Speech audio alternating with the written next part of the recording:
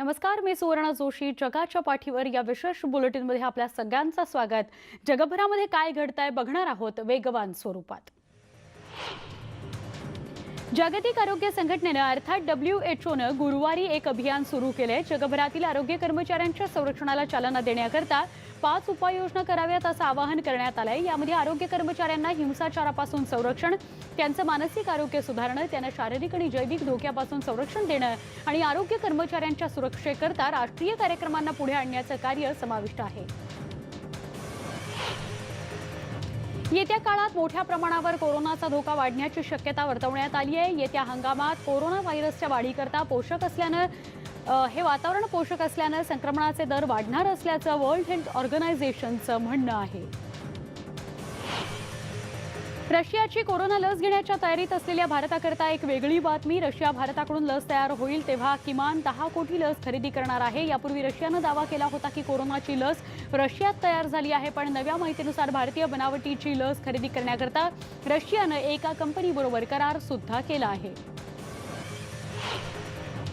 अमेरिकेचे राष्ट्राध्यक्ष Donald Trump यांचा दावा आहे की ऑक्टोबर महिन्यामध्ये अमेरिकेमध्ये सामान्य लोकांना कोरोनाचा संसर्ग थांबवण्यासाठीची लस मिळायला सुरुवात होईल. यापूर्वी चीनने असं सांगितलं होतं की चीनमधील कोरोनाची लस नोव्हेंबरमध्ये सगळ्या जनतेकरता उपलब्ध होणार आहे. अमेरिका कोरोनावरील प्रतिबंधक लस उपलब्ध करणार असल्याचं अध्यक्ष डोनाल्ड ट्रम्प म्हणाले.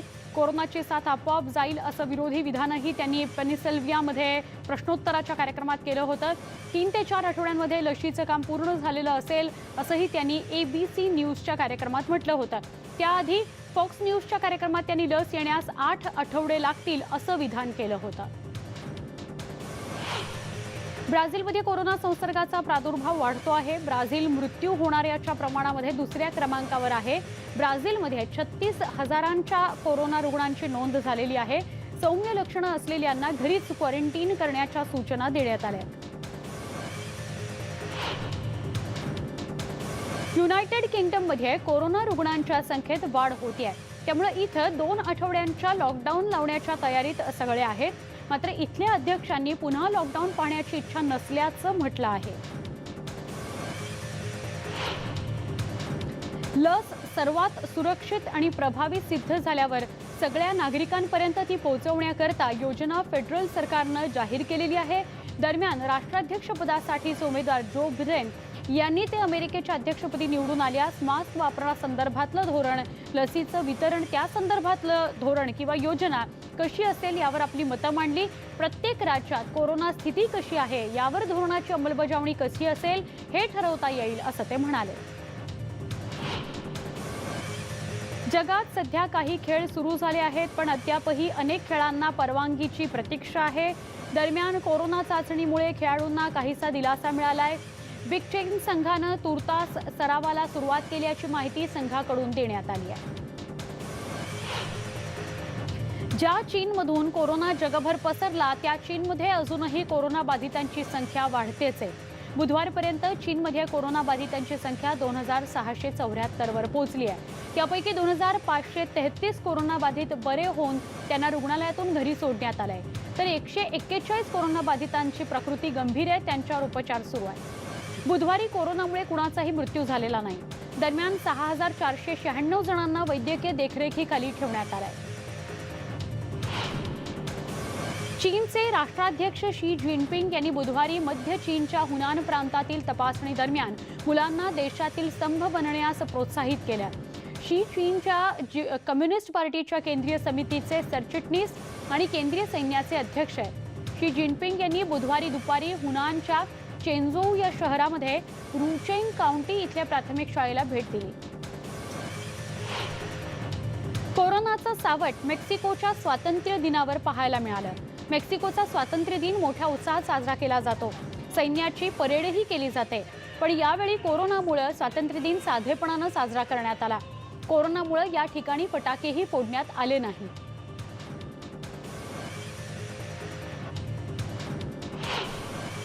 चिलीची राजधानी सॅन्टियागो इथल्या तात्पुरत्या नर्सिंग होमनं बुधवारी देशाच्या राष्ट्रीय सुटीचा उत्सव साजरा केला आणि या कार्यक्रमात सुमारे 500 लोक सहभागी झाली होती. पैकी कोविडवर यशस्वीरित्या सावरलेल्यांचा उत्साह पाहायला मिळाला. चिलीच्या सप्टेंबरच्या यावेळी ज्येष्ठ नागरिकही सहभागी झाले होते. सिरियामध्ये कोविड-19चा मोठ्या प्रमाणात संसर्ग होण्याची शक्यता आहे. UNAचे मानवतावादी प्रमुख मार्क लोकोक यांनी सुरक्षा मंडळाला हे सांगितलंय. देशभर प्रयोगशाळांची चाचणी वाढवल्याशिवाय उद्रेक होण्याचे प्रमाण वाढल्याचं स्पष्ट झालंय. सध्या सिरियामध्ये मोठ्या प्रमाणात चाचण्या करण्यात येत आहेत, पण त्याला म्हणावा तितका प्रतिसाद मिळत नाहीये. ज्या तपासण्या झाल्या आहेत त्यानुसार सिरियामध्ये कोरोना व्हायरसचे 3540 रुग्ण आहेत. 155 जणांचा मृत्यू झालाय. दक्षिण आफ्रिकेत कोरोनाचा प्रादुर्भाव कमी होतोय, त्यामुळे पुढच्या महिन्याच्या सुरुवातीला दक्षिण आफ्रिकेच्या सीमा पुन्हा सुरू करण्यात येतील, अशी माहिती दक्षिण आफ्रिकेचे अध्यक्ष सिरिल रामाफोसा यांनी दिली आहे. त्याचबरोबर कोरोनामुळे घेतलेले निर्बंध काही प्रमाणात कमी करण्यात येणार आहेत, असंही त्यांनी म्हटलंय. कॅलिफोर्नियाचे गव्हर्नर गॅव्हिन न्यूजम यांनी बुधवारी राज्यभरात कोरोना व्हायरस आणि ज्वलनशील अग्नीविरुद्ध राज्य लढा दिल्याबद्दल समाधान व्यक्त केलं. आपण कोरोना आगीच्या संकटाचा योग्य पद्धतीने सामना करू असा विश्वास त्यांनी व्यक्त केलाय. अमेरिकेतल्या अलाबामा प्रांताला तुफानी वादळ आणि तुफानी पावसाचा मोठा फटका बसला आहे. सेली चक्रीवादळानं किनारपट्टीच्या भागातील लोकांचं मोठं नुकसान केलंय. या वादळी वाऱ्यामुळे हजारो लोक बेघर झाली आहेत. अमेरिकेत चक्रीवादळामुळे नद्यांना मोठ्या प्रमाणावर पूर आलाय. दक्षिण अलाबामा आणि फ्लोरिडा पानहँडलच्या भागात गंभीर समस्या निर्माण झाल्यात. वादळामुळे या भागात जोरदार पावसाची शक्यता वर्तवण्यात आली आहे. अलाबामामधील पाणी पातळीत देखील वाढ होतीये.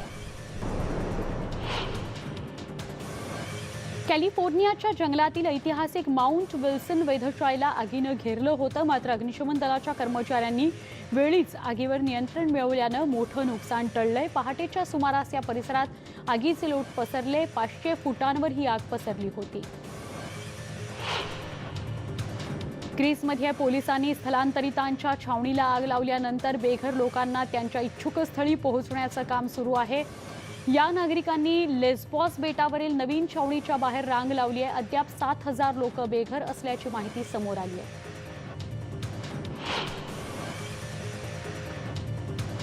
ग्रीसमध्ये हजारो स्थलांतरितांचा प्रश्न कायम आहे. या ठिकाणी बेघर आणि नागरिकांना आणि शरणार्थींना सुरक्षित ठिकाणी नेण्याचे प्रयत्न सुरू आहेत. बेटाच्या कापाटेपे या भागातील नव्या छावणीत जाण्याकरता हजारो लोकांची धडपड सुरू आहे. दरम्यान या ठिकाणी कोणत्याही हिंसाचाराची नोंद झालेली नाही. अमेरिकेच्या नॅशनल वेदर सर्व्हिसनं जोरदार पावसाचा इशारा दिलाय. मेनेतील पेम्सकोट ही नदी ज्या भागात असलेल्या भूस्खलनामुळे नदीचं पाणी पूर्णपणे रोखलं गेलेलं आहे. परिणामी पाण्याच्या पातळीत वाढ झाली. अग्निशमन दलाच्या जवानांनी परिस्थितीचा आढावा घेतला असून इथं महापौरांनी आपत्कालीन स्थिती जाहीर केली आहे. जपानचे नवे पंतप्रधान योशिहिडे सुगा यांनी कार्यभार स्वीकारला. जपानचे नवे पंतप्रधान योशिहिडे पहिल्याच दिवशी सुधारणेच्या दिशेने काम करण्याची प्रतिज्ञा घेताना बघायला मिळाले. लोकांकरता कठोर परिश्रम घेऊन सुधारणा करणार असल्याचं त्यांनी सांगितलं. अमेरिकेच्या अध्यक्षपदाची निवडणूक 2 आठवड्यांवर आलेली असताना राष्ट्राध्यक्ष ट्रम्प एका खुल्या चर्चेत सहभागी झाले. यावेळी ट्रम्प यांनी आपल्याच कामगिरीचा आढावा घेतला. प्रशासनाच्या काही चुका झाल्याचं सांगत ट्रम्प यांनी काही घटनांपासून हात झटकण्याचा प्रयत्न केला, पण याच वेळी अमेरिकेसारख्या देशात वांशिक असमानता असल्याचं ट्रम्प यांनी मान्य केलं. चीन आणि अमेरिकेचे आर्थिक संबंध पुन्हा सामान्य करणं मोठ्या जिकिरीचं असणार आहे. बरेच अमेरिकन उद्योग चीनमधून माघार घ्यायला तयार नाहीत. एका अहवालानुसार अनेक अमेरिकन कंपन्या चीनमधून बाहेर पडायला तयार नाहीत. उलट टेस्लासारख्या काही कंपन्या पुढच्या काही काळात चीनमधली आपली गुंतवणूक वाढवण्याच्या तयारीत आहेत. चीनमध्ये उत्पादनाच्या दरम्यान घेतली जाणारी सुरक्षा, आरोग्याचे नियम यामुळे चीनमधून गुंतवणूक काढण्यासाठी कुणी तयार नाही. या नियमांमुळे आमच्या उत्पादनात वाढच होते असा कंपन्यांचा दावा आहे. चीनचे राष्ट्राध्यक्ष शी जिनपिंग यांची पत्नी पेंग लियुआन यांनी नुकतेच देशभरातील महिलांना संबोधित केले. चीन कायमच दारिद्र्य निर्मूलन आणि गरीब महिलांच्या सक्षमीकरणाकरता कटिबद्ध आहे असंही त्या म्हणाल्या. पेंग या महिलांवरील 4थ्या जागतिक परिषदेच्या 25व्या वर्धापन दिनानिमित्त आयोजित कार्यक्रमात बोलत होत्या. लिबियातील संघर्ष संपवण्याच्या चर्चेदरम्यान ऑक्टोबरमध्ये नवीन प्रशासनाकडे सत्ता सोपवायची याबद्दलचा निर्णय झाला आहे, असं लिबियाच्या UN समर्थित सरकारच्या प्रमुखांनी बुधवारी जाहीर केलं. संयुक्त राष्ट्रसंघाचे निरीक्षक फैज सर्राज यांनी राजधानी त्रिपोली इथल्या दूरचित्रवाणीवरून देशाला संबोधित करताना ही घोषणा केली. शांतता चर्चेसाठी लिबियाचे प्रतिस्पर्धी गट लवकरच एकमेकांशी बातचीत करतील अशी युनोला अपेक्षा आहे. डोनाल्ड ट्रम्प आणि जो बिडेन यांच्यात अमेरिकेच्या अध्यक्षीय निवडणुकीमध्ये कोण बाजी मारेल याचा अंदाज लावण्याकरता बुधवारी पेरूच्या जादूगारांच्या समूहानं खास सादरीकरण केलं. याची सध्या अमेरिकेमध्ये मोठी चर्चा आहे. अमेरिकन निवडणुकांच्या निकालावर बिडेन आणि ट्रम्प यांनी पलीकडे शब्द मागितल्याबद्दल कॅमेन मास्टर्सनी धमाल सादरीकरण करत लोकांचं मनोरंजन केलं. जेरुसलेमच्या ग्रेट सिनागॉग इथं असलेलं जल्फी जेफ पवित्र स्थळ काही दिवसांसाठी बंद ठेवण्यात आलं आहे. मात्र जगात पसरलेल्या साथीच्या रोगामुळे हे पवित्र स्थळ बंद ठेवण्यात आलं आहे. हे ठिकाण इस्रायली नागरिकांसाठी महत्त्वाचं आहे. त्यामुळे साथीच्या रोगानं इथं येणाऱ्यांना कोणत्याही प्रकारचा त्रास होऊ नये याकरता निर्णय घेण्यात आला आहे. दरम्यान इस्रायलमध्ये कोरोनाचा फैलाव होत असून या ठिकाणी लॉकडाऊन जाहीर करण्यात आला. ट्रॅक फेडरेशनचे माजी अध्यक्ष लॅमिन पीक यांना IAF मध्ये केलेल्या भ्रष्टाचाराच्या आरोपाखाली 2 वर्षांची शिक्षा ठोठावण्यात आली होती. फ्रेंच कोर्टानं ही शिक्षा सुनावली होती.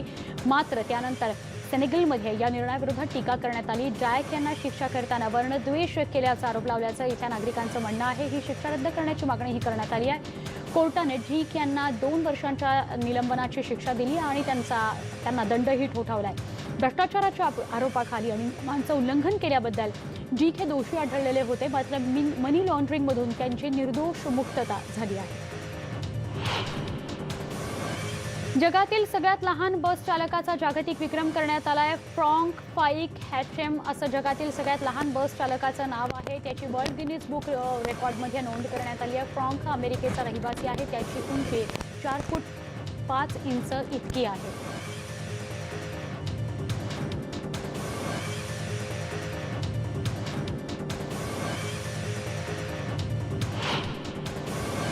ब्राझीलने बुधवारी प्रशासनाच्या 3ऱ्या आरोग्य मंत्र्याला अधिकृतपणे शपथ दिली. फेडरल हेल्थ डिपार्टमेंट चालवण्याकरता आरोग्य प्रमाणपत्र नसलेल्या लष्करी जनरलमध्ये औपचारिक स्वाक्षरी करण्यात आली. जनरल एडुआर्डो पाझुएलो यांनी ब्राझीलचे राष्ट्राध्यक्ष जैर बोल्सोनारो यांच्या समवेत शपथ घेतली आणि देशाच्या राजधानीतील प्लानाल्टो पॅलेस इथं औपचारिक समारंभामध्ये सरकारी अधिकारी जमवून त्यांची प्रशंसा केली. अमेरिकेचे परराष्ट्र सचिव माईक पोम्पिओ यांनी परराष्ट्र विभागामध्ये वॉशिंग्टनमध्ये लुथियानियन या परराष्ट्र मंत्री लिनस लिंकेविसियस यांचं स्वागत केलं. यावेळी दोन्ही नेत्यांनी विविध विषयांवर चर्चा केली. सॅली चक्रीवादळामुळे फ्लोरिडा, पॅनहँडल आणि दक्षिण अलाबामामधील नद्यांना महापूर आलेला आहे.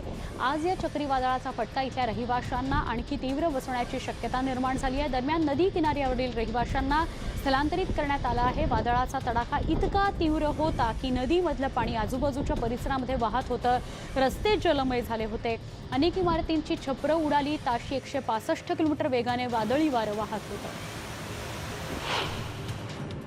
अध्यक्ष डोनाल्ड ट्रम्प यांनी रोग नियंत्रण आणि प्रतिबंधक केंद्र असूनही 2021च्या मध्यापर्यंत ते मोठ्या प्रमाणात उपलब्ध होणार नाहीत असं सांगून लस वितरणाच्या आपल्या योजनेचं अनावरण केलं.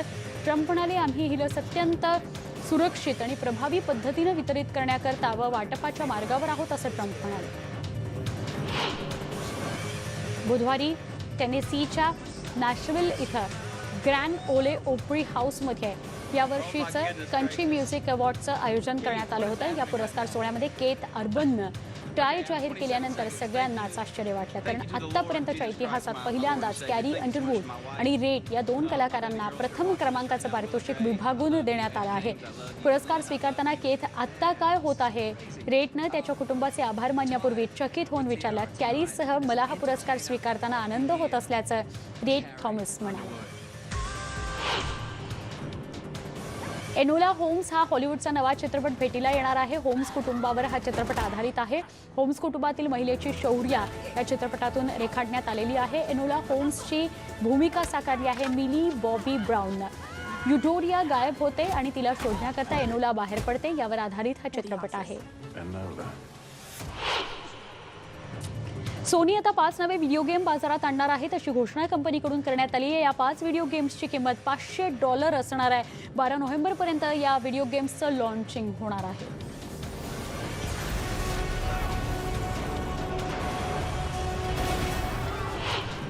कोरोनाचा धोका कमी करण्याकरता दक्षिण कोरियाच्या एका हॉटेलमध्ये जेवण वाढवण्यासाठी रोबोट्सची मदत घेतली जाते आहे। अशा रोबोट्सचा वापर करणारी काही हॉटेल्स उघडायला सरकारनं परवानगी दिली आहे। यापूर्वी हॉटेलमधल्या कर्मचाऱ्यांमुळे ग्राहक कोरोना पॉझिटिव्ह आले होते, त्यामुळे काही हॉटेल्सनी रोबोट वापरायला आता सुरुवात केली आहे।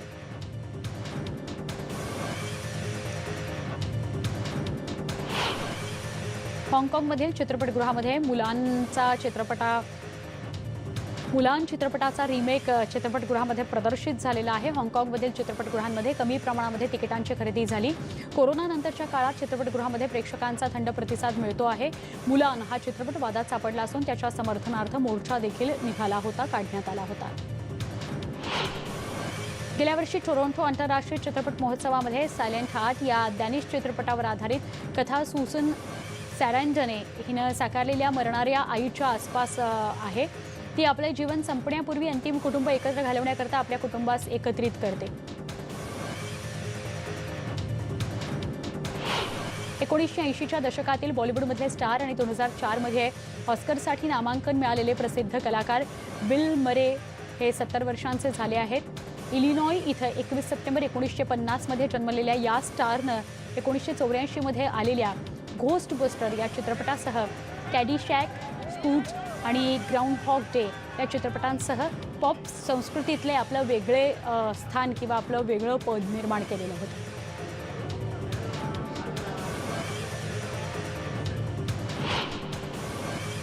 जगाच्या पाठीवर या बुलेटिनमध्ये एक छोटासा ब्रेक, लगेच भेटूया। पहा फक्त न्यूज 18 लोकमत।